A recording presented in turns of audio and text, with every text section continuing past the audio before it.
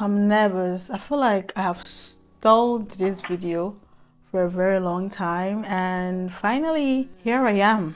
Hi guys, welcome back to my channel. My name is Caroline, if you don't know who I am. In today's video, as you can tell by the title, I will be taking you guys through the process involved in obtaining a spousal visa when you are moving from Ghana to the UK. If you're an old subscriber, you know I mostly post vlogs. This week I decided to do a sit down video because the number of times that I've been asked this particular question is insane. If you are new here, my husband joined me from Ghana to the UK. It's been a year already, and time flew.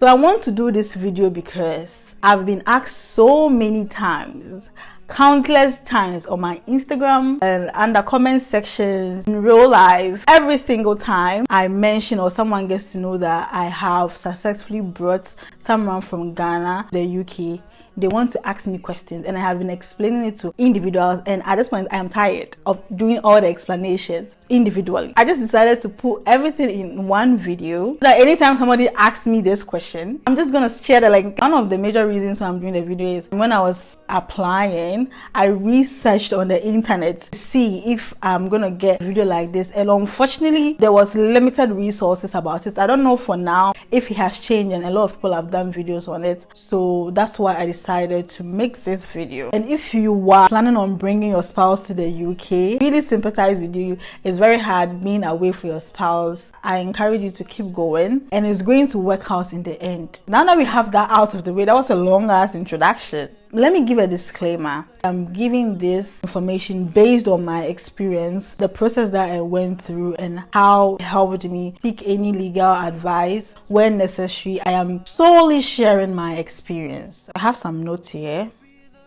So this video, I'm going to give you guys an overview of the things that you need and how you're supposed to go about it. So for a spousal visa, the UK has 3 important criteria that you have to meet before the visa is being approved. I was in the UK and my husband was in Ghana. So I have to prove our relationship, prove my financial status, prove my accommodation. I feel like they all make sense because proving your relationship, you have to prove that you guys are indeed married. You're not gonna just allow anybody to walk into their country, so you have to provide evidence that you are married. And for financial evidence as well, they want to make sure that you can assist your partner independently, because when your partner comes to the UK, you don't expect him to get a job straight away the next day for you to start working. And life in the UK is very difficult for even a single person. Come to think of, you having a dependent on you. So if you cannot afford it, or if you don't meet financial requirements, they are not going to allow your spouse to get a visa. So it makes sense, financial evidence as well. And the proof of accommodation, your partner, you have to prove to them that as a married couple, you're not going to live on the streets, you're not going to be a burden on society. It makes sense that they ask for all those proofs. Under each section, I'm going to give you guys examples of evidences that you need to provide. For proof of income, the minimum annual criteria for financial evidence that you have to provide is £29,000. So the entire year you have to prove to the government that you can earn £29,000. You can get this via your P60. If you're in the UK, you know what a P60 is. It's what your employer issues to you at the end of every tax year. It calculates all the amount that you earned in that year, so you find overall earned money for the year. So if you have your P60, you can prove the minimum criteria that they are asking for. Another way you can prove your income is providing a 6-month income pay slip. They want to see that you can consistently earn an amount of money within 6 months, and it's going to match up to the 29,000. So if you cannot provide the P60, you can speak to your employer, let them print out a 6-month pay slip for you.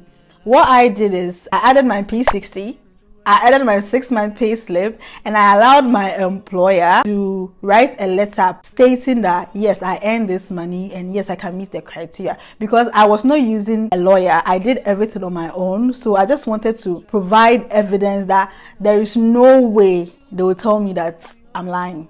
You understand? So that is the financial aspect. And also for the financial part, you have to have money prepared to pay the application fee and the healthcare surge. The next evidence that you have to provide is proof of relationship. This is where you prove that you are married to the person that you claim you are married to. So you can prove your marriage by providing your marriage certificate, pictures of the two of you if you guys have any pictures together, any phone logs, and any evidence that you guys have lived together if the need be. In my situation, my partner and I, we've been in a long distance relationship for like forever. So we didn't have a lot of pictures together. What I did is, because I knew that one day I'll be making that application, anytime that we're on video calls, I take screenshots of it, printed our call logs, the money transfer agencies, I spoke to them and then made them print all the receipts of any transaction between us, and then we attached it to it. I printed all our WhatsApp messages from the beginning to the end. I feel like the secret is nothing is too much.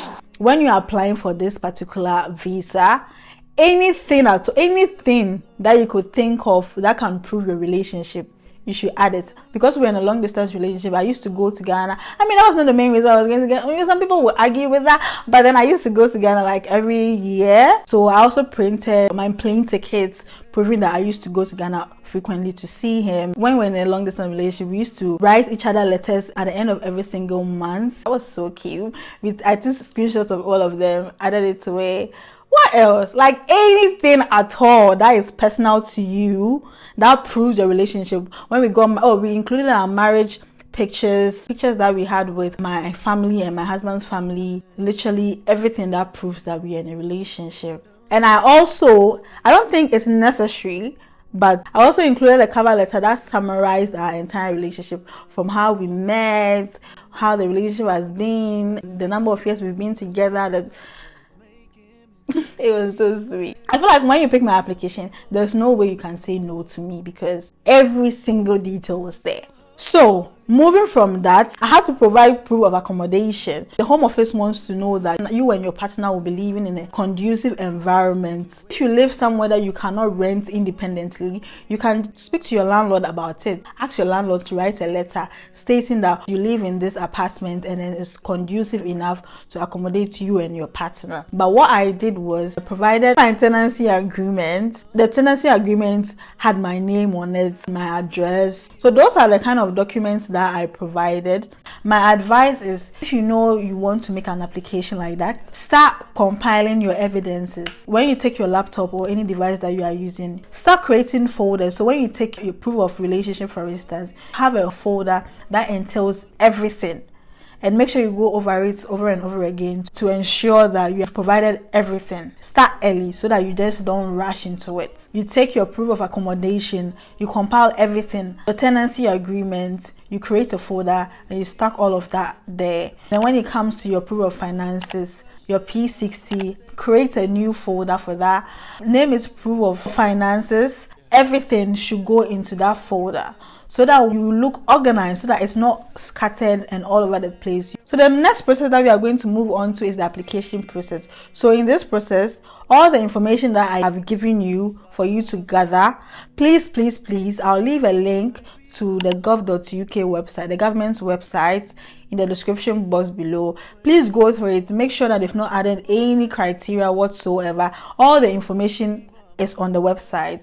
So just double check to see that they've not added any other requirements to the process so that you are good to go. Because I did mine a year ago and the government, they change their requirements every other millisecond. So please, just to confirm, to be on the safer side. So I'm just going to take you guys through the application process. So I have my iPad here. I'm going to screen record and then I'll take you guys through the process. I'm not going to go through the entire process with you. If you guys need a detailed application process, let me know in the comment section and I'll definitely help you guys do it because it's straightforward and then it asks personal questions. I'm going to start screen recording. Let's start. We go to Google, then we'll type gov.uk. Gov.uk is the official government website for the United Kingdom. So any information at all that you need, you find it here. So when you get here, you scroll, you come to the search button. We are looking for spousal visa application. So you type in spousal visa, search. So this is where the page brings you on the overview, and then you scroll a bit up, you see apply as a partner or a spouse. So you tap on that and you scroll all the way down. So under the how to apply, You have the option that says apply online outside the UK, and you have the option that says apply online in the UK. This time around, you are applying online outside the UK because your partner lives outside the UK, I'm assuming, if you are watching this video. So you tap on that, tap on the appendix FM partner, and then next. And then your partner is applying from Ghana, so you're gonna choose Ghana in this case. And then it says, do you have any location where your partner is going to present their biometrics and stuff like that? There's a designated place in Ghana where they present those documents unless otherwise. So you choose, yeah, I have the identified location, unless you decide to go somewhere else. Then you choose next. So here, yeah, giving you the option to apply now. You scroll to the bottom, and then there's an option to start a new application. When you're about to start an application, your partner will have to provide his or her email address and a password to start with the application process. So this application is being done by your partner in Ghana. So for instance, my husband was in Ghana and I was in the United Kingdom. So my husband was the one who provided his email address, and I gave him the evidences about my finances, my proof of address, and proof of income for him to use for the application, if that makes sense. I am not going to go through everything because, like I said, it's straightforward questions and answers that they ask you. If you've been able to compile all the evidences that I mentioned earlier, it should be straightforward. So it starts from 1 to 7. So the 1 is you providing your partner's email address and the password. And then the 2 is you making the actual application process. The 3 is you filling in financial questions. The 4 is you uploading the evidences and the documents that I spoke about earlier. And then the number 5 is you declaring that everything that you've provided is true and they can go further with it. And then number 6 is you paying for the application process, where you pay for the application. I really don't remember the amounts, the exact amounts. Like I said, they increase or decrease the amount every millisecond. So please do your due diligence, do your research, and know the exact amount that you are supposed to pay so that you'll be prepared ahead. So you make the payment. So after you make the payment, the further action is where your partner in Ghana chooses the date that is convenient for him or her to present that application. Some people, instead of filling the entire application online, they send the evidences in person for the Ghana immigration office to upload it for them. But if you are doing digitally online, you just go and present your passports. When the visa is in, those either stamp it or disapprove it. But in this case, I'm hoping that anybody that applies after watching this video is gonna get approved. So yeah, this is it. That's all for it.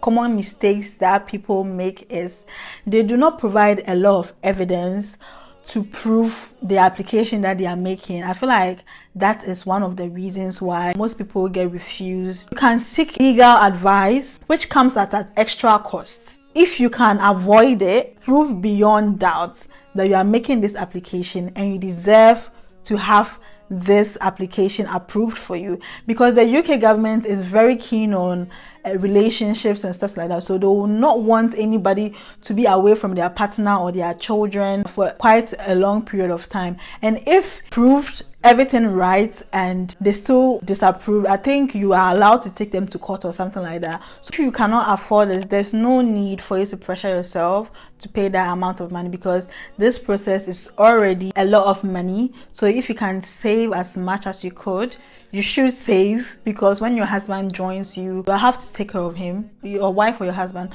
you have to take care of him or her until he or she is financially independent also, and take some of the burden off you. So it was my first time doing an application like that, and I feel like one of the straightforward applications that I've ever done, and by God's grace I was successful in it. If you're a Christian, I just urge you to also pray to God, because you can do all things through Christ who strengthens you. And yeah, just ask for favor from God and everything is going to be fine. Okay, I really trust and I believe in you that everything is going to be fine. And I am so proud of you that you're about to make this bold step. It's a lot, emotionally, financially. So kudos, you are doing amazing, and keep up with the good work. Yeah, I'm gonna conclude the video here. Like I said earlier, check the gov.uk website. It has all the information that you need and all the resources that you need for this application. Seek for legal advice if the need be. And please stay informed on immigration rules and laws, because they are constantly making changes to the rules. And then for the waiting period, when my husband got a response back within 3 to 4 weeks of making the application. I didn't pay for any fast track, nothing like that. But if you want fast track is about, you have to wait for 5 days or 2 days. I stand to be corrected, but fast track is less than 1 week.